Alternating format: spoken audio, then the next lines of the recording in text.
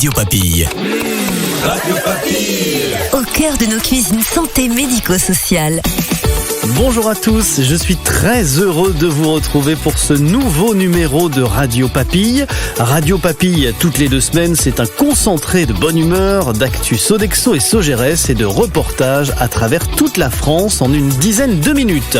Aujourd'hui, on parle d'un sujet qui nous concerne tous, les accidents du travail. Quand on évolue en cuisine, la moindre erreur peut vite prendre des proportions démesurées.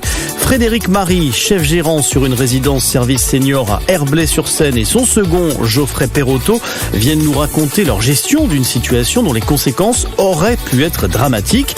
Notre experte, Régine Potier, médecin du travail, nous donnera également toutes les clés pour faire face à un accident. Et puis restez avec nous puisqu'à la fin de ce podcast, vous pourrez jouer pour gagner une boîte de chocolat Le Nôtre. Bienvenue dans Radio Papille. On commence tout de suite avec les actus et avec toi Gaël. Radio Papille. Le Flash Actu.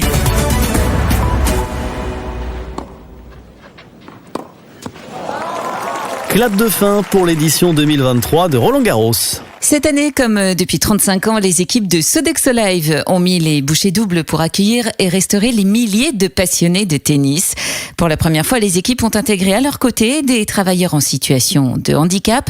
Un succès pour cette opération test menée en collaboration avec La Page et qui ouvre de belles perspectives pour les Jeux Olympiques et Paralympiques de Paris 2024. D'ailleurs, si vous souhaitez participer à cet événement, connectez-vous sur mobilité-paris2024.sodexo.com. Les équipes Sodexo recrutent. C'est le sujet de notre reportage, mais c'est aussi celui d'une vidéo interactive que vous allez bientôt découvrir, la santé et la sécurité au travail. C'est cet été que vous pourrez l'utiliser. Cette vidéo vous permettra de tester si vous avez les bons réflexes sur ce sujet. Concrètement, cette vidéo vous proposera des questions et réponses à choix multiples. Une mauvaise réponse et vous déclencherez un accident. L'objectif est de vous aider à être acteur de votre sécurité et de celle de vos collègues en adoptant les bons réflexes. On en profite d'ailleurs pour adresser un grand merci aux équipes Sogeres de l'hôpital européen qui se sont prêtées au jeu du tournage et sont les acteurs de cette vidéo. Radio Papille. Rencontre avec... Il est un tout petit peu moins de 11h30 ce lundi matin. Nous sommes au cœur des cuisines de la résidence Ovelia à Herblay, en région parisienne. Dans cet établissement qui compte 120 logements, le restaurant sert 35 couverts en moyenne chaque midi. Aujourd'hui, au menu, c'est pavé de bœuf ou filet de colin, spaghettis et petits légumes. Au fourneau, le chef, franc sourire au milieu du visage. Bonjour, je m'appelle Frédéric Marie. Je suis chef gérant sur Ovelia Herblay. Alors j'ai commencé à Sogeres il y a 2 ans et demi maintenant, et ça fait 3 mois que je suis à Ovelia Herblay. Avant j'étais sur Ovelia Château. Je suis un passionné de cuisine. J'ai fait 20 ans en tant que cuisinier au Moulin de Paris. Qu'est-ce qui vous plaît finalement dans votre job ? Le premier but, c'est faire plaisir aux résidents. Ici on est dans une résidence-service, production le matin et service à l'assiette. C'est vraiment un vrai restaurant car on utilise 70% de frais. On a 2 entrées, 2 plats, 2 desserts, plus la carte.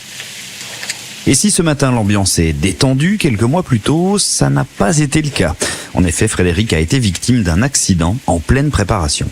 Je suis arrivé le matin. Quand j'ai vu 10h30, j'ai commencé un petit peu à speeder. Donc en mettant un bac gastro dans le four, je me suis pris la raille des grilles et je me suis bien ouvert. Ça a attaqué le tendon. Donc un point de suture sur le tendon. J'étais rapide, donc depuis j'ai fait comme ça. Ouais.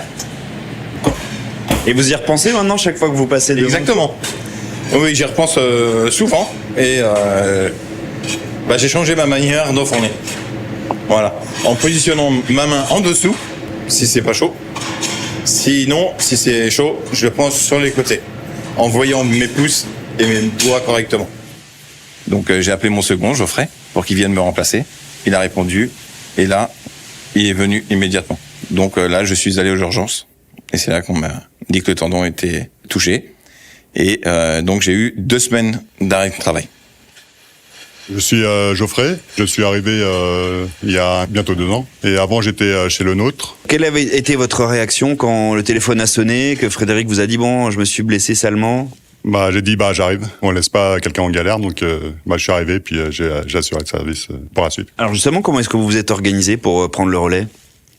Je suis arrivé, j'ai regardé le menu, puis il m'a passé les consignes en 2-2 et puis on y a été. Quel impact ça a eu finalement sur vous ? Qu'il faut faire vraiment attention. Bien prendre son temps pour exécuter ses tâches et puis faire tranquille. Et une fois qu'il est revenu, comment est-ce que vous avez accueilli son retour finalement ? On a regardé déjà comment ça allait, et puis ça commençait à peine à se remettre, donc on y a été doucement. Donc là, vous avez été à ses côtés un peu plus que d'habitude. Exactement. C'était compliqué car Geoffrey était pratiquement seul. Voilà. Et il a fallu être remplacé par des intérimaires. Donc c'est la preuve que vous pouvez compter aussi sur les autres et que c'est un vrai travail d'équipe ici. Tout à fait. Maintenant, on a une serveuse, on a Geoffrey en tant que seconde cuisine, moi en tant que chef. Et oui, effectivement, on a une bonne cohésion. La reprise du travail, comment ça s'est passé ? La première semaine, j'y suis allé tranquille. Hein. Mon pouce était toujours douloureux, mais sinon, ça s'est bien passé. On fait beaucoup plus attention. Hein, on va beaucoup moins vite. C'est-à-dire, j'arrive pas comme un bourrin pour mettre dans le four. Et aujourd'hui, comment est-ce que vous vous sentez ? Comment se passe le travail ? Est-ce que vous êtes en train de me montrer que vous pouvez plier les pouces, donc ça a l'air d'aller mieux. Voilà, donc ça va mieux. Il y a toujours une petite douleur, mais c'est supportable et maintenant, on avance vers l'avenir. On espère que ça ira définitivement mieux. Est-ce que vous avez peut-être, pour ceux qui nous écoutent cette fois-ci, un retour d'expérience? Quelles leçons peut-être vous en avez tirées? Même si vous êtes à la bourre, même si vous avez du retard dans votre travail, ne vous précipitez pas, soyez prudent et faites attention à vos gestes. N'oubliez pas le port de pays et attention quand vous chargez dans le four. La sécurité avant tout. Bon, très bien. Au travail alors, puisque je crois que les résidents vont pas tarder à arriver. Tout à fait, on va les régaler maintenant. Allez, c'est parti. Merci. Bonjour chef. Bonjour, comment ça va? Allez-vous? Ça va bien? Il va pas changer de couleur. Non. Ça va faire bien chaud. Et demain. Et demain? Je suis en repos. Vous permettre de développer des réflexes et une culture de la sécurité au travail, c'est l'objectif de la démarche Zéro Accident de Sodexo et Sogeres. Malgré cette volonté de prendre soin de chacun d'entre vous, vous le savez, un accident est vite arrivé et parfois, une petite inattention peut avoir des conséquences importantes. Un reportage à Herblay de Ludovic Mina. Radio Papille. Le bonus de l'expert. Notre expert aujourd'hui, c'est une experte. Le docteur Régine Potier, médecin du travail, est à votre micro, Florence. Docteur Régine Potier, vous êtes médecin du travail. Quels peuvent être les impacts d'un accident du travail sur un collaborateur ainsi que sur les équipes?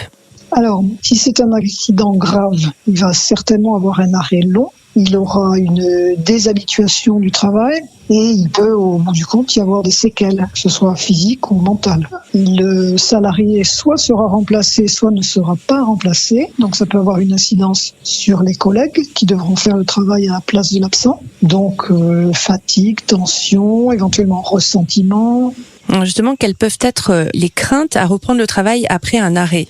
Il peut avoir des craintes s'il a, par exemple, une diminution de ses capacités au bout du compte, à la fin de l'arrêt, s'il ne récupère pas complètement. Ensuite, il peut avoir peur, s'il reprend, d'une répétition des faits, si la situation accidentogène n'a pas changé, par exemple. Et puis, il peut également avoir peur du jugement des autres, s'il est arrêté longtemps, qu'on le prenne pour un tir au flanc, un paresseux. Alors, quels conseils donneriez-vous justement pour que le retour se fasse dans les meilleures conditions possibles, que ce soit pour la personne qui a eu l'accident ou bien pour ses collègues? Pour le salarié, le point de départ, c'est qu'il soit parfaitement rétabli. S'il pense qu'il ne pourra pas accomplir son travail comme auparavant, s'il pense qu'il y aura des difficultés, il faut absolument qu'il demande une visite de pré-reprise auprès du médecin du travail. Le médecin du travail pourra éventuellement demander des aménagements à l'employeur. Ça peut être un temps partiel thérapeutique pour recommencer en douceur et augmenter progressivement, ou des aménagements physiques du poste, par exemple des aides à la manutention. Quant aux collègues, ce qui n'est bon, c'est que l'employeur leur parle du retour du collègue en expliquant s'il doit y avoir un aménagement, quel va être cet aménagement, en leur demandant d'apporter un soutien moral et éventuellement professionnel au salarié qui va revenir. Le responsable déjà doit avoir étudié les causes de l'accident du travail, savoir si c'est un problème humain ou bien s'il y a un problème dans l'organisation ou un problème de machine dangereuse pas sécurisée. S'il y a besoin de mettre en place des mesures de prévention, il faut qu'elles soient rapidement mises en place. Et il faut également qu'il rencontre le salarié pour faire le point. Merci beaucoup, Dr Régine Potier. Je rappelle que vous êtes médecin du travail. Et merci à vous, Florence. Radio Papille. À vous de jouer. C'est l'heure du jeu sur Radio Papille et comme on vous sait gourmand, eh bien on vous propose de gagner une boîte de chocolat Le Nôtre. Pour ça, rien de plus simple, il suffit de répondre à cette question. Quel est le prénom du second de cuisine qui a pris le relais de Frédéric lorsqu'il s'est blessé? Allez, pour vous aider, une petite charade. Mon premier est le prénom du taxi de Vanessa Paradis, mon second l'inverse de Brûlant et mon tout est le prénom recherché. Comme d'habitude, vous envoyez votre réponse à contact@radiopapille, RADIOPAPI2LES.fr. Vous avez jusqu'au 7 juillet pour participer. Le gagnant sera tiré au sort parmi les bonnes réponses. C'est la fin de ce 4e épisode de Radio Papille. On espère que vous avez savouré ce moment avec nous. N'hésitez pas à nous envoyer vos questions, vos réactions et même dédicaces à contact@radiopapille.fr. Belle journée à tous, prenez soin de vous et à bientôt. Radio Papille. Au cœur de nos cuisines santé médico-sociale.